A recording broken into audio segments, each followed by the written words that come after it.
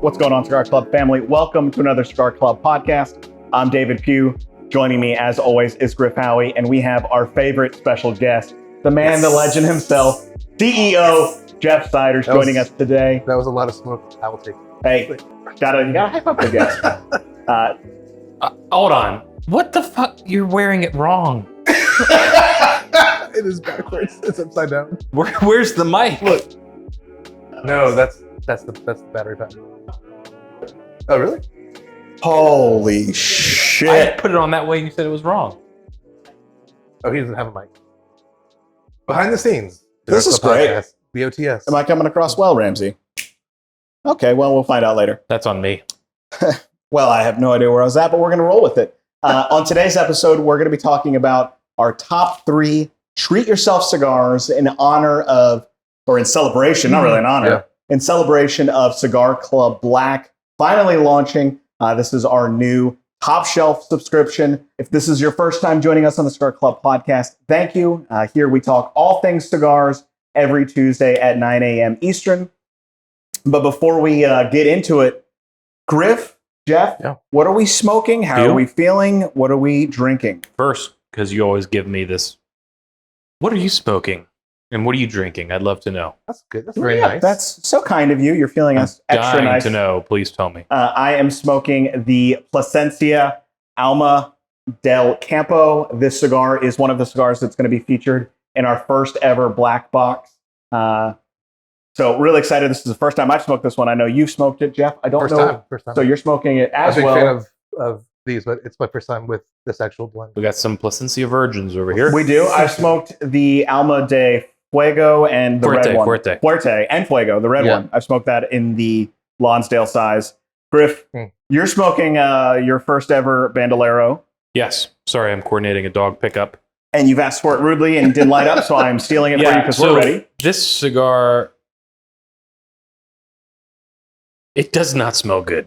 It has a very unique and pungent barnyard smell to it. It's one of my favorite. It is in particular, the Series A, and is the Sagis size, which is a Corona. Yeah, it's a great size. Great size. It's a beautiful got cigar. A funk smell to it, but it does not smell good. What sort of notes are you picking up? If we're gonna be straight up, it smells like horse shit. It is a lovely manure. Well, I grew up with horses, and that's what it's reminding me. Manure, barnyard. If we're describing wine, these are the words that we use. With a horse. With a horse. But we had a barn, the whole thing. So, what does one family do with one horse? Is it like a riding horse? Or just we did ride her. Yep. Hello, keep it clean, bud. Yeah. Keep it clean. Wow. Monday. We rode her. But no, it really just was weekly and daily tasks of picking up her shit and cutting the pastures. So she was just for riding and not for use? Working. R.I.P. Trudy. R.I.P. Well, I'm not pouring out tequila for her, but in my heart I did. But I don't want this to be about me, so.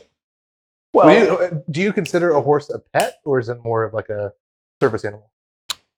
It's more of an asset, really. More an asset, yeah. But I mean, she was a pet, so. Yeah. That's fascinating. And we're drinking some tequila. We are. Trace the Generación. What? That's pronounced. Three generations. 3 generations. Yeah. The añejo. The tequila is actually very, very good. Very good. So, Griff, I believe this is a Nicaraguan Puro, right? Out of the Placencia family, all their tobacco is grown on the Placencia farm. Really historic and legendary brand that has made cigars for every manufacturer under the sun. And I say just recently, but I don't think it has been recently. But I think they're really climbing the ranks in the higher end cigar category.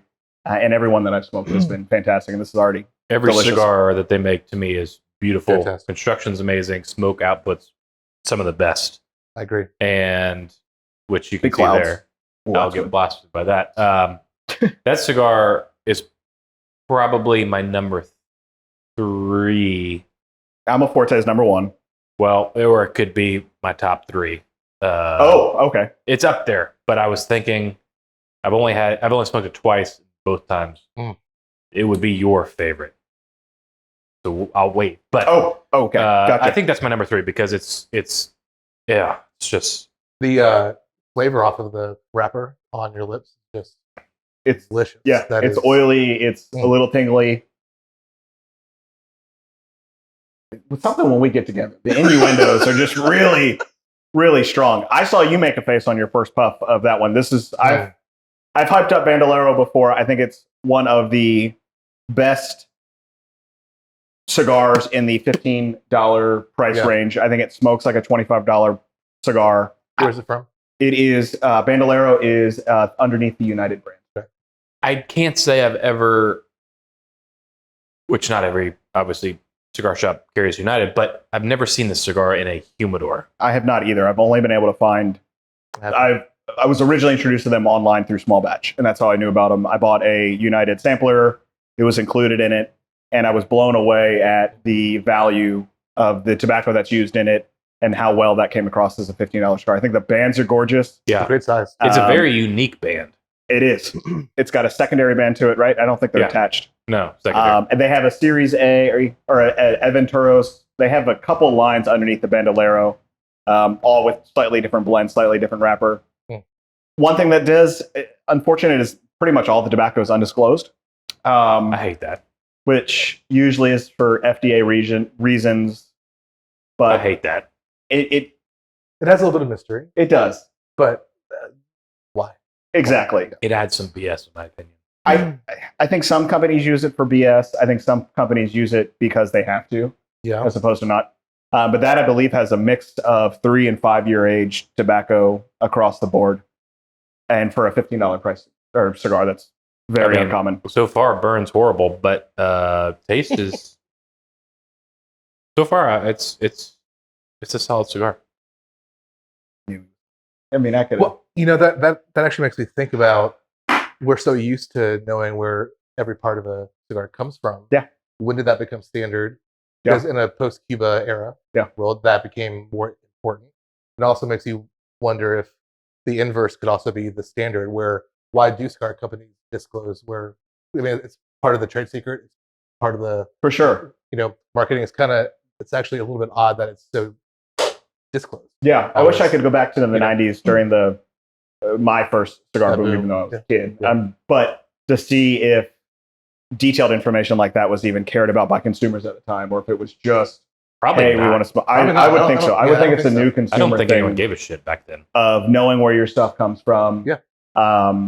Being more involved in the brands themselves, the manufacturers, the figureheads of certain brands, and kind of buying into it. And because I enjoy it with wine as well, or bourbon, knowing the mash breakdown. Sure. I know our great grandfathers didn't give a shit about their whiskey; they just drank it, and it was what it was. I think it's part of it's an outspring from the revolution of craft beer, and craft bourbon, where you suddenly cared about what type of hops were being used versus what types of wheat, and I think it's just an extension of that craft process. Of I think it's people wanting to know more and more of where things come from. I think it's totally true, because I do enjoy like experimental hops and stuff like that, and knowing kind of the nitty gritty. You touched it up. You look content. Is it the tequila? No. Is it the cigar? Is it the atmosphere? The people you're with? No, definitely not. I'm cut content. Him off. I'm content, and I'm trying to wrap my thoughts around this cigar. Well, while you do that, I think we start off with our number 3 treat yourself cigar. We'll start from the top. Oh, so I didn't put them in order. I didn't either. But I will. I can right now. Yeah, it's just 3. Well, but it's not just 3 though. It's 3 is sort of the thing.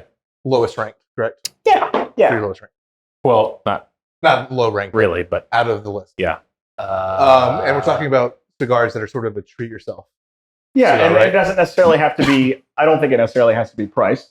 I think it could just be cigars that are meaningful for you, or something. If you had a list of, you're making a celebration, or you're just want to change the mood on a Wednesday or Monday. You're reaching for something in your humidor. Yeah. 3 options. Yeah. Start from the okay. I have my in order now. One of my, I would say my third one would be anything from the Byron lineup. Okay. There's just a level of creaminess and smoothness and simplicity to those. Not simple in the way of boring, but just simple in the way of clean. That is just creates for a really relaxing setting. Yeah, and they're also very easy to share. And so if you have someone who one cigar back and forth, you want to share? If you have someone who doesn't really know about cigars and you want to really treat them, it's a very approachable stick while also being very premium. Yeah, I agree. So Byron is, I think, a really good lineup. There was and the Byron Londoness, I believe, with off the top of my head, was my number 2 or 3 cigar last year. Really? Yep. And that cigar is phenomenal. I actually just got another one here recently. It's been a year since I've smoked it. I need to smoke some Byrons. We do. Should do a podcast on it. Because to me, I just feel like they're very one-dimensional. Have you smoked one? No. They all look like Connecticut's, and you're thinking Atabay, my friend. I don't know. You're thinking Atabay. You sure? 100%. What does a band look like, Griff? Is it more of a Mayan? Central American? I think I'm talking about. Byron has the picture of. Very European. So Nelson Alfonso, who was the band creator behind the Cuban Bahiki brand, is behind the Byron line. Yeah, I mean, that's pretty okay. But Atabay as well. There are other Byron bands as well. But I see what you're saying. I forgot about that band. You're touche. I'm sorry. I'll back off. Excuse me. Well, upset. I don't know much about them, so clearly. So he hates them. Yeah. Got it. Great. Default is terrible. We're just going to move up slowly. Yeah. But I try them. He's a glass is completely empty kind of guy. Yeah. Right. That's okay. That's where people like myself come in, whose glass is always full. Spilling over. I'll spill into your cup and fill you up. What do you think of the Nicaraguan Puro? Trash. I hate it. No, I'm just kidding. It's absolutely fantastic. Fantastic. Super clean. Yeah, it's super creamy too. Almost supreme leaf level of a clean palate, which means I just want to keep going back for more. I don't need to sit here. A long finish, but in between, during that long finish, it's a really clean cigar. Yeah. Do you want to give your number 3 or you want me to give my number 3? I can. But I don't want to defend actually going back and forth with my number 3 and my number 2, but for the sake of time, my number 3 is Foundation Tabernacle. Ooh. Any particular size? No. Just Tabernacle in general? That blend, dark broadleaf wrapper, deep Maduro. It's just amazing. Yeah. I don't smoke enough of them. I smoked one before we had dinner 2 months ago, a month ago or 2. And I always God dang, it's always so good. Yeah. I've got, I think, a Toro, or their Toro size, in my humidor. That was sitting next to the Cohiba that we smoked. Okay, yeah. They were both right next to each other. And that I always refer, if I have like a super toothy wrapper, to the Tabernacle. Yeah, because that thing is like sandpaper in its fullest. So good ash there. Yeah. Nice, good burn line now that you touched it up a little bit. Yeah, a great burn line. But Tabernacle to me is, and it's high teens, depending on the size. And what's nice about that is that's a cigar you can find pretty much in most humidors. I mean, especially if they carry Foundation. Yeah. They're going to have the Tabernacle line. But that's one of my favorites. Foundation to me has one of the best brand ethos that exists. Every cigar feels like it belongs to a story and one long story, and the branding and the bands are so elegant and beautiful, but it feels like it's one world.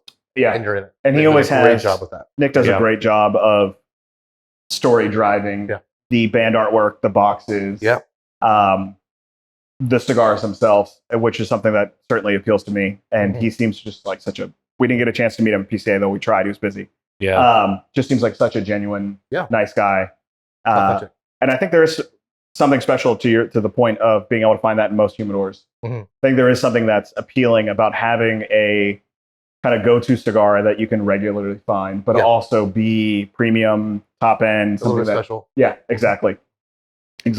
Yeah, good pick, Griff. I really like that cigar. Good. Yeah, a lot better than Byron. Have you had the Lancero? I would love to smoke the Lancero of the Tabernacle. I think it's a special release. I don't think it's available all the time. Yeah. But that's one that's been on my list to 7x40. Yeah, it's a big old Lancero. You said it's a what? 7x40. Yeah, I've got the Toro 6x52. Yeah. I even think the Robusto would be. I wasn't a fan of the David and Goliath version. I don't think I wasn't either. The Perfecto, sort of like the El Venice 20th. Yeah. They just didn't. Or El Wednesday, but yeah. Thanks. I will say that I agree that. So I'll say that it's called what? Guanganese? I'm not saying. El Wednesday, folks. The size, I do think affected my enjoyment of that cigar. I think probably. It's just burn issues. It just never translated into. I really wanted to love it. Yeah. I mean, the box that it came in is one of a kind. Yeah. Perfectos are hard, man. They are hard. So number 3 for me is, and I hate to continually talk about. Here we go. I can't even get it Is out. it from Geneva? No. It's the Davidoff, Nicaragua. $84. Is it of Geneva? No. Okay. Man. All right. It's going to be the Opus X. Okay. Absolutely. Just a treat yourself cigar. One that I have to have every Thanksgiving. I love sharing that cigar with my dad. I'll buy us some. We'll share it together and just enjoy kind of time together. Yeah. The occasion, whether it's, Thanksgiving, Christmas, whatever. Yeah. Usually it's Thanksgiving, but it doesn't always work out. And then, you smoke it. It's fairly consistent, or it is consistent. Yeah. I know what I'm getting into. It has enough to age tobacco into it. $35 isn't going to break the bank. For a special occasion once a year. Yeah. Would you prefer that over the 20th that you smoked a couple weeks ago? Have you talked about that yet? I think, we did. We did. Okay. Yeah, we did. 100%. I would buy 3 of those. You could get 3 of those or 2.5 of those for the price of 1.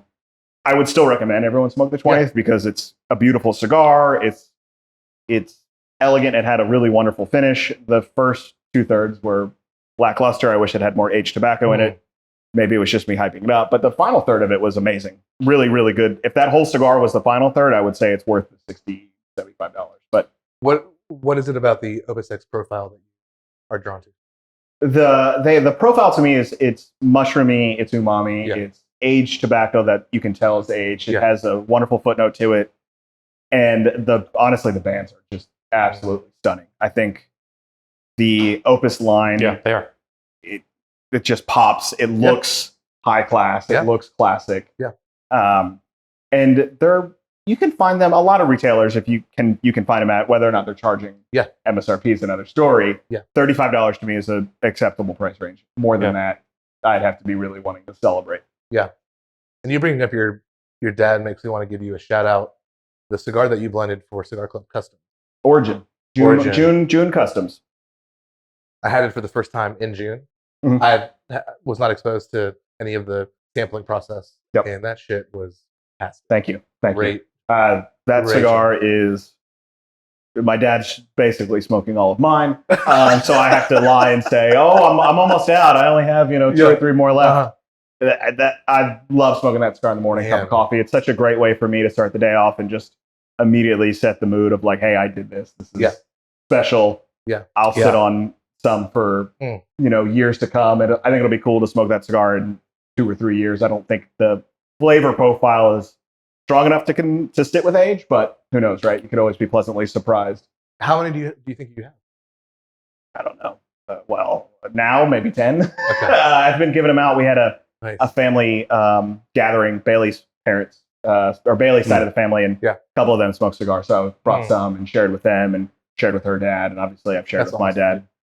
Bailey enjoys it. So it's just one that I really kind of, hey, try this. I kind of put my, this was me in a cigar, which is always just really cool and a unique experience. I won't say that I was surprised because I know you and I know what you do, but I was just kind of taken aback by how good it was. And just, well, thank you. Kudos and thank you. No, awesome. That's lovely. I was so happy. I had a lot of feedback. People were just directly messaging me on whether it be our Discord or Instagram and just sharing photos of it. That was just such a unique and kind of out of body experience. People were enjoying a cigar that I put together. Yeah. You always go into it hoping something that you blend other people will like, and I imagine this is a kind of a fear that all cigar manufacturers have, but I like it, but will everyone else like it? And then when Griff said he liked it, my dad loved it, obviously. You enjoying it, and then everyone else that had customs in June also enjoyed it. That was just really cool and great. What's our customs for next month? October customs is going to be super special. We had, and this was, and I'm going to give all props, the man behind the camera right now, Ramsey. He approached us and said, I think we should let Elvin do a blend. Elvin is the master blender at Tabernacle La Isla. But the best idea he's had. He's been rolling cigars and blending cigars for 30 years, but he had never, at least to our knowledge, blended a cigar for himself. So Ramsey's idea was like, let's see if he'd be willing to blend a cigar that he would want to smoke. And great idea. Doesn't speak English, and so Ostos translated to it. And he looked up, and I'll never forget it. He looked over and wow, like that's really cool. I get to put. So the cigar that he put together is, we basically said, hey, run wild with it. Put something together that you would want to smoke every day. I think this cigar will be Griff's favorite of the customs this year. I think he will disagree, and we'll have a little bit more information. I don't want to give it all away, but really cool experience to be able to highlight him. He was the one who initially did all the test blends for Customs 2022, with obviously the help. We had our ideas, but he was the one who put all of the initial blends together. Yeah. He was obviously involved in rolling those for the final production. So really cool to be able to highlight him. I think I'm excited for that. One of the most special stories of the year. That's awesome. Guaranteed no one's ever asked him to do that. All right, Griff, we're going to jump to you. What is number 2 on your list for hashtag treat yourself cigar? Number 2. Any guesses? I would have to guess Placencia Alma Forte. Negative. One more try. Man, he is so harsh. I'm going to say not a clue. Okay. You're a hard book to read. Before you do that, I'm sorry. You're about a third in. How's that performing? Yeah, maybe or halfway. It's good. Yeah. I'm also distracted, so I can't completely focus on it, which I hate, especially for my first cigar. Yeah. And we smoked some cigars earlier, so I'd love to smoke this on a clean palate, like tomorrow morning. But you're good. What happened? You okay? Yeah. Sorry, I didn't mean to interrupt. Overall, great pepper, deep flavor, coats your mouth. Yeah, I remember that cigar being super oily. I like it, which was really nice. Number 2 for me is Southern Draw Jacob's Ladder. Wow, I would have never have guessed that, but I know you've talked about that cigar. Quite frequently. I've smoked that cigar several times on an empty stomach and on a full stomach. Highly recommend a full stomach. I think honestly, it's probably one of the most full-bodied cigars I've smoked, which I love. Yeah. It's not like, on an empty stomach, it will kind of put you on your ass, but it's not like the cheap, put you on your ass type. Mm-hmm. Yeah. It's just, it's AJ Fernandez, powerhouse. Yeah. That's why I love it so much. Okay. Yeah, that makes sense then. That's why I love it. And I would love to smoke one right now, actually. Again, same price, probably $17-18. Mm-hmm. Yeah. And I don't buy it all the time. It's got to be the right time, the right place. And it's the only cigar for the afternoon. Yeah. Otherwise, you probably won't be able to smoke something afterwards. To me, it's a very heavy, heavy, heavy cigar. So I've never smoked the Jacob's Ladder, so I want to compare it to something that I know you enjoy as well. Another AJ, a recent release, Bocock Signature Edition, which hopefully I'm not stealing your number 1. No. But you smoked that cigar and immediately said it was probably going to be your top cigar, or in your top cigars for 2022. Comparing it, obviously, Jacob's Ladder, maybe it snuck in to claim number 2, but comparable in terms of flavor and strength, or just uncomparable, but Flavor, equally good. yes. In the same realm, strength, Jacob's Ladder is still stronger. Gotcha. I didn't think, from what I recall, I've smoked 3 or 4 of them now, Signature Series was super full-bodied in strength. Yeah, I think it was maybe medium plus. I mean, shit, I've smoked them in the morning with coffee. Really? Oh, I haven't done that. So I don't remember them putting you down. I mean, honestly, I think Corto could be a little bit stronger than Signature. Yeah. Jacob's Ladder, though, I think even with Alma Fuerte, I still think I thought Alma Fuerte was my fullest body cigar that I've smoked. I think Jacob's Ladder is a little bit higher. Whew. So if we go to Havana Race tonight and they have it, we should get it. That'd be great. I think I've only smoked 2 or 3 Southern Draws. And Jacob's Ladder is the only Southern Draw I've smoked. I think I've only smoked, now that I said that, I think I've only smoked Sharon's Rose or Desert Rose. Yeah. I think Ramsey likes that one. I think Ramsey's, we talked about that. I think that's the only one that I've smoked by them. Rose of Sharon. Yeah, it is, man. I can always grab that cigar and know it's going to be just an amazing experience. Oh, I'm going to have to search that one out. And then I'll just say this, not to sound repetitious, but in the same line as Foundation, another brand where all of their cigars are in the same brand world. It's a family-focused, Christian-focused company and brand. And, Jacob's Ladder is from the Old Testament. Yeah. Just it all ties into this one thematic. ethos. Yeah. I love a brand that can pull that off without being cheesy. Yeah. Exactly. Yeah. It's not good. fake. It's not pushed. It's honest. And you can always tell with those brands when there's honesty to it. Jacob's Ladder with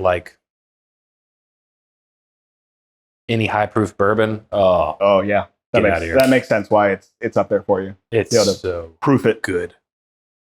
That's my number 2, folks. I like it. I would jump for my number 2. I would jump to a cigar that we included. Actually, my 2 and 1 are cigars that we included in a 2018 shipment for CigarClub. And number 2 would be My Father. This was a 2018, their 10th anniversary cigar. Came in a coffin. I was going to say casket. Pallbearers come with it. Yeah, and it's just one of those cigars that is just, it's robust, but it's not overpowering. I'm a little bit different than Griff. I tend to like to go more medium plus as opposed to full bodied, and it was one of those ones that I had it for the first time, and again, kind of like yours, but in a different setting. Was just really surprised and amazed at what the blend could do. Yeah. And if I remember correctly, the last podcast that we shot here, when we did the starting your own cigar brand, you smoked that. Yeah, you smoked that there. I smoked the Opus X Lost City. And Griff, I don't actually recall what you smoked. I don't remember. But yeah, something like that. But I remember you smoked that cigar. Yeah, I think I still have probably 10 left from 2018. I can't remember. 18. Yeah, why can't I remember? Anyway. Yeah. What's your number 2 for me? Oh, I do remember. What you smoked? Which I thought was going to be on your list, and maybe it is. Maybe I should wait. You should wait. I know what you smoked. Okay. Yeah. We'll save it. Wow. Number 2 for me, Pugh the Eye Roll. Atabay. Oh, well. Still an eye roll, but not as much. That cigar just screams, to his point, full body, medium plus. That cigar, Atabays. Any of the Atabay sizes, they can go from short little Mysticos to 7x60. I forget what the Diplomatico or Diplomatic, something like that. That size was a little too big for me, so I prefer in the smaller ring gauge and length. But the Atabays are consistent for me. I love the branding. I love the wrapper. I love the cigar band. That's a mild, maybe a mild plus. Great morning cigar. Love it with a cup of coffee. I feel sophisticated when I smoke that cigar. The price tag is $20 to $30, so it's not something that you can smoke every day, or maybe you can. Good for you. Let me know what you're doing. You can't find it everywhere, which is probably the biggest downside. So when I do go into a humidor and I see it, I buy them. I've not seen those either. I haven't seen them very often. When I was in Memphis, I walked into a cigar store and they actually had some on discount. And I was like, oh, I'm certainly buying a couple of those. And you never see that. You really don't, which was very surprising, which was slightly hesitant on the purchase. But It was like 15% off, and I was like, well, I know I love the brand. I'm not gonna. And it was the Mystico size, so it was a little shorty, and went great. Smoked on the lake. I've never had a bad draw, burn issues, and flavor profile has always been really consistent. And so, not for everyone, because some people want that full bodied kind of flavor. But are those puros? Do you know? I don't. I think they're just undisclosed. Yeah. So I don't know particularly the blend breakdown on those, but the flavor profile is always consistent. I know what I'm getting into. It's a creamy smoke, wonderful mouthfeel, great smoke output, fruity flavors, and just lends itself really well to coffee. Yeah. What type of mouthfeel? Thick, heavy, coats the mouth. I hate when I smoke a cigar and you have a wispy. You can't tell if you go to puff it and you're like, did I get anything? Because you can't tell there's smoke in your mouth. So I love having a full mouthfeel, really puff the cheeks out. Can we talk about mouthfeel a little bit? Yeah, let's go into When are you shaving the stash? So I know. Because I was talking to someone the other day about it. Who was it? Oh, wow. This is. Summer's over on Monday. It wasn't a good conversation, but. And I'm like. Thanks, Griff. When Pugh shaves his stash, I'm like, you're going to look like a 3-year-old. Yeah. I'm so used to it now. So I was keeping the stash for the bachelor party. Yeah, I knew that. The wedding is in 3 or 4 weeks from now. 3 weeks. So I'm letting it grow in, and then I'm going to shave it all together. And by shave it all together, it's going to be, back to what I normally have. You're going to shave it or wax it? No. It's going to be there still. It's just going to be the same size as the beard. I see. It'll be like trim. Yeah. Now, like none of us, but yeah. Yeah. On that note, I used to, for some god-awful reason, decided to shave the stash and only have a beard. And I really pulled in my Amish Mennonite. We were in Chicago, and I looked over, and there were some Amish or Mennonites on Rumspringa, which was, to me, absolutely hilarious. Were they batshit crazy? Oh, they were drinking, and I was like, oh, my God, they're good for living their life. That's when they can leave. They can leave as long as they want. Yes.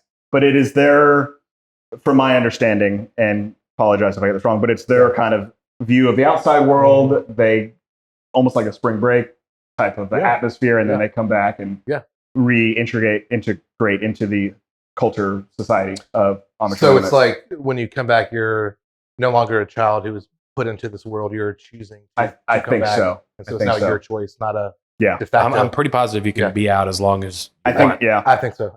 But I looked over, and none of them had mustaches, and I think back to when I did that, and I was like, oh my God, because I have Amish and Mennonite in me, so it's not my look, I'll tell you that. So we're no longer doing that. I was going to talk about mouthfeel a little bit. I read this article on Saturday. Can you tell a difference between low shelf and top shelf vodkas? Because legally, legally they are required to be tasteless and without odor. Mm-hmm. So by the book, there should be zero difference between a $10 bottle and a Grey Goose. Yeah. But interesting. You can tell. Oh, absolutely. And the article was positing that a big part of that is the mouthfeel. That a higher end, like a Grey Goose, has a much more coaty texture than a Mr. Boston or Pop-Off, which just goes down like hot fire. Yeah. I wonder if it's the distillation, because you always see like triple distilled or glacial water distilled. So they're legally required to be distilled twice. Okay. Anything beyond that is up to the maker. And the thought is it takes time and money to do more cycles, and so then it should be more expensive. But mouthfeel was apparently one of the big things. Interesting. And we don't talk about mouthfeel a lot with cigars. We do. Yeah. Oh, Pugh does. Yeah. I mean, if it doesn't feel good in your mouth or in your hand, why are you smoking it? I mean, you make a good point. No. Are you a big vodka drinker? I know you're gin and tequila. I'm not a vodka sipper. I don't know anybody. You're a vodka shooter? I can shoot a vodka. The other day. You did? I did it at the concert Saturday in a concert. A T-shirt. You did it for a T-shirt? Yeah. Did you get the T-shirt? Sure did. What's the T-shirt of? It whatever brand I was drinking, it was a new brand. It says "Day Drink" on the front, or "Day Drunk," and they're like, "Oh yeah, if you buy a drink or a shot, you get a T-shirt." And they're like $15 drinks or a $5 shot. And I was like, "I will get a $5 shot," and I got 2 T-shirts out of it for the $2 T-shirt. Yeah. How did it make you feel? It was lemon infused, so it wasn't too bad. That's probably. I kept my top on. My top on. What was the brand? I don't remember. New brand, but hey, promo apparently worked great. I'm a sucker for a T-shirt. Yeah. So, and I got 2 for 1. Wasn't supposed to. Good Girl. bargain. Get it, girl. Now you've got 2 shirts. One for Bailey. Well, what a great husband. You are so good. And now I have a shirt that says Day Drunk. What's your top cigar? Top cigar. I'm going to pull my phone out so I don't butcher it. Here comes the third eye roll from Griff. This is going to be the Davidoff Colorado Claro Double R. It's a 7.5 by 50. And wow. Jesus It's Christ. a big old boy. Wow. It's just everything that I love in a high-end cigar. I've only smoked it once. For it to make this list, that's how impressionable it was. It was phenomenal. Yeah. Just stupid. It lasted almost 3 hours. Yeah. Aged tobacco, numerous transitions throughout. And that beast. 30 or 35, I think. I'll tell you in Not a horrible. memento. I can't say I've ever seen that or heard of it. A box of $37. So what, $350, $370? Yeah, it's a Dominican. Oh, let's start with the wrapper. It's an Ecuadorian Connecticut wrapper. Really? Dominican Republic Piloto Seco binder with Piloto Ligero, San Vincent Ligero, and Orlo Seco filler. And I think it's aged. I mean, it was definitely aged tobacco, but just superb. One of my favorite Davidoffs that I've had. Damn. And I don't have any more of them. I don't know. Did you buy a box? I only had one. And just phenomenal. Jeff, I'm going to jump to you. Yeah. Number 1, treat yourself. This is boring because I probably said this before on this podcast, and I'm only on here 3 times a year. Illusione back in, I want to say 2016 or 2017, re-released a sort of cult following stick. It's the one-off plus 53. If I'm recalling correctly, the origin is disclosed, but nothing else. And part of the cult following was that it contained Cuban leaves in the. Now, yes. I don't really care about that, but the profile it did add a level of mystique and Absolutely. good marketing and all that. And Illusione, and again, another brand that has one ethos. All of their stuff is a little bit magical or voodoo-y or in that world. And so the 153, the 1 plus 53 is not in that universe. The band is actually a peace sign, but it's an orange and silver band. You wouldn't think that it was made by them, and it's just it was one of the first higher end cigars that I ever had. I probably had it when I was low 20s or mid 20s, and it just introduced me to a new level of cigars that I had never had Absolutely before. And I don't believe they still make it. I feel like they might. I feel like they might. I have 2 or 3 boxes left that I bought back in 2017 or 2018. I don't know. But if I remember correctly, isn't the band an airplane? It is an airplane. it's not a peace symbol? No. No, because you told us about this before. On the podcast, yeah. No, I mentioned that. Oh, was it you? Yeah. Yeah. I remember that because I was like, it's a peace sign. Because it was peace sign, peace sign. It absolutely is, but it's in also theory, it's not. It's an airplane. Wasn't he like an airline pilot? I don't know. There was some story behind it, but the common misconception obviously is it's not a peace sign, even though it blatantly is. Get it in the camera frame. It's an airplane. Well, clearly, I know look at a that lot cello. about. Oh, Ramsey's getting mad. He's like, I had my damn shot lined up. I mean, that is a peace symbol. Oh, I mean, it's totally a peace symbol. Oh, But it's an airplane. Look at that cello. Oh, that's some yellow cello. Where are we at? Here we are. Let's see that. Yeah, it's a great cigar. That secondary band is one of my favorites. Yeah.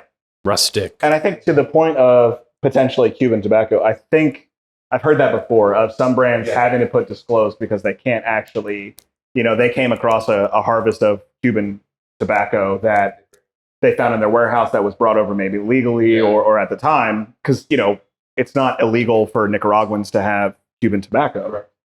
They have it. It made this amazing cigar. We can't disclose that it's Cuban tobacco. I don't know. I've heard it before. Yeah. I don't know the validity of it, but it makes sense from an FDA standpoint of why they can't say it. Well, that's one of the challenges and I think good things with all this FDA noise that's been going on for the past 5 years is, the FDA regulations around setting a recipe for a tobacco product works really well if you're making vape pens or if you're making something that is made in a factory and it's just copy paste. Yeah. And you make 10,000 vape pens in one day. There is a recipe for that juice, right? For sure. But a cigar, one of the most amazing things about a blender is the ability to create consistency across years and even decades. Yeah. When the plants are always, they of course coming from the earth, you can't control everything. Yep. And so to have that consistency is truly an art form. Yeah. And a science too. Yeah. I feel the same way. Wine and bourbon and anything that's an aged spirit. I guess spirits in general. Yeah. Vodka. Maybe that's not the perfect example, but I go immediately to bourbon and wine. Your crop's different. Yeah. Your barrels when you're tequila. aging tobacco. I don't know enough to be able to talk, but I imagine tequila as well. Same thing. To be able to blend those together and come up with a consistent profile year over year, especially when you have a new master blender come in, right? Not all of these factories have the same master blender. There is turnover, right? So for him to be able to be an expert enough, smoke an old blend and be able to recreate that brand year over year is really cool. And I think that helps when it's not disclosed as well. Right. That was the cigar I was smoking. I know. Yeah. As soon as you said you remembered, I know. Oh, yes. Yeah. And the one-off cigar itself originally came out, I think, in like the late 90s. And that's what it became, as this sort of cult favorite. And then it went away after 6 or 7 years. And they came to Plus. And then Louisiana, I'm guessing, either licensed or bought the brand. And then be able to recreate it. That's really cool. Well, Griff, take us home. Shall I wrap this thing up? Wrap us up. Take us home. Any Number guesses? one. Huh? Any guesses? Alma Forte? No.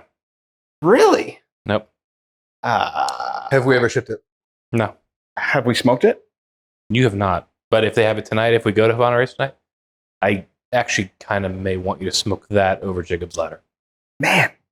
Because I actually think it's going to probably be in your top 5 cigars. I almost feel like a bad friend. Yeah. Not knowing. Well, friend is an interesting word, but I almost feel like a bad colleague. You work together. Co-host, host, acquaintance. I know your name. I know you like cigars. Probably, I guess it's a newer end of our relationship. Within the past probably 6 to 8 months, cigar to the market from one of my favorite brands, Placencia. Okay. The Cosecha 149. Is that the really, really dark one? It's not. No, Fuerte is darker in my opinion. But there was one that we talked about for a while there that was just like black. No, it's not necessarily black, but it's 100 in Puro. Okay. Which I think you would. Yes. Really. I would certainly really enjoy. It's still full bodied. It's not. Comparatively to Fuerte and Jacob's Ladder, those are both stronger in my opinion. 149 is an animal. Yeah. It is. Because the 146 is great. Yeah, I love the 146. They're all very, very good in my opinion. But I think the 149 would probably be my top, and then Alma Fuerte in the Placencia family. It is such a unique cigar. Well, that's high praise because I know how much you love. It's the only 100 in Puro that we smoked one recently. Balancing Act 2. Yes. That I would smoke on a daily basis. Wow. All right. 149. It's a full body. Yeah, it's medium plus to full. I probably medium plus for me. It's nothing crazy, but it's a very good cigar. Well, that's again. I think I bought it several months ago and smoked it at the local shop, and I think it was around the same as the others. I think it's like $18. So that's not too bad. And this is a dumb question, but I'm just going to ask it. For Placencia, when they come out with like a 146 or a 149, is it one size only, or is that the blend that's then put into multiple? Yeah, they have Vitolas. Yeah, they have multiple Vitolas for that blend. Yeah, I can't remember what size I smoked it in, but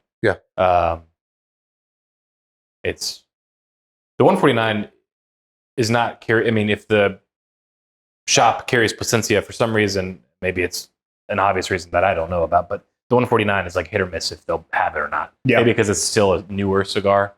But it's my top cigar, my top sport cigar. And it's only $18. Yeah. But from what I've said prior, it's still, $18 is pretty steep for a cigar. Yeah, absolutely. Well, let's do. I know where we're going after this. I think so. I think so. Yeah, I'm all about it. Oh, we got a question.